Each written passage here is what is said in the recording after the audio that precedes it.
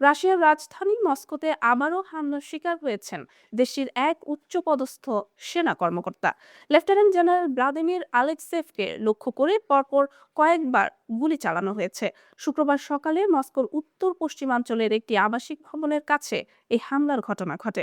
গুরুতর আহত অবস্থায় তাকে দ্রুত হাসপাতালে নেওয়া হয়, তবে তার শারীরিক অবস্থা সম্পর্কে এখনো বিস্তারিত কিছু জানা যায়নি।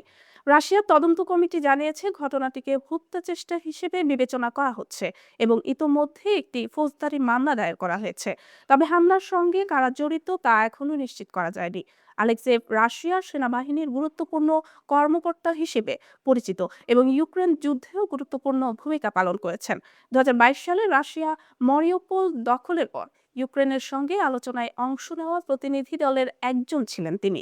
পাশাপাশি 2023 সালে ভাড়াটে যোদ্ধা গ্রুপ ওয়াগনারের প্রধান ইয়েভগেনি প্রিগোশিনের নেতৃত্বে বিদ্রোহের সময় আলোচনায় অংশ নিতে তাকে পাঠানো হয়েছিল। তার উপর ইউরোপীয় ইউনিয়নের নিষেধাজ্ঞাও রয়েছে। বিশ্লেষকদের মতে আলেক্সেয়েভের উপর হামলা বিচ্ছিন্ন কোনো ঘটনা নয়। ইউক্রেনের যুদ্ধ শুরু হওয়ার পর থেকে রাশিয়ার একাধিক উচ্চপদস্থ সেনা কর্মকর্তা হামলার শিকার হয়েছেন। ইউক্রেন অতীতে বেশ কয়েকবার রুশ সেনা কর্মকর্তাদের উপর হামলার দায় স্বীকার করেছে।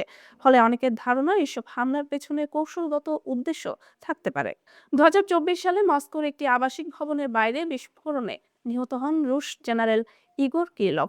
ওই হত্যাকাণ্ডের দায় পরে ইউক্রেনের গোয়েন্দা সংস্থা দাবি করেছিল। একইভাবে 2025 সালের ডিসেম্বরে মস্কোতে গাড়ির নিচে রাখা বিস্ফোরক ডিভাইস বিস্ফোরিত হয়ে নিহত হন লেফটেন্যান্ট জেনারেল ফানিল সার্ভার।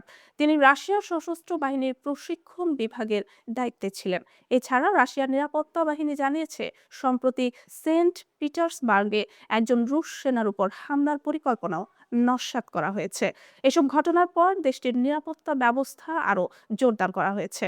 বিশ্লেষকদের মতে যুদ্ধক্ষেত্রে সামরিক কৌশল দুর্বল করা, নেতৃত্বে ভীতি তৈরি করা এবং প্রতিপক্ষের মনোবল ভাঙার উদ্দেশ্যেই উচ্চপদস্থ সামরিক কর্মকর্তাদের লক্ষ্যবস্তু বানানো হয়। ইউক্রেন যুদ্ধ দীর্ঘায়িত হওয়ায় এমন টার্গেটেড হামলার প্রবণতা বাড়ছে বলে মনে করছেন তারা। তবে রাশিয়ার পক্ষ থেকে এসব হামলাকে সন্ত্রাসী কর্মকাণ্ড হিসেবে বর্ণনা করা হচ্ছে এবং এ ধরনের হামলার জবাবে কঠোর পদক্ষেপ নেওয়ার ইঙ্গিত দেওয়া হয়েছে। ফলে ইউক্রেন যুদ্ধের পাশাপাশি গোপন হামলা ও পাল্টা হামলার লড়াই ভবিষ্যতে আরও তীব্র হতে পারে বলে আশঙ্কা করা হচ্ছে।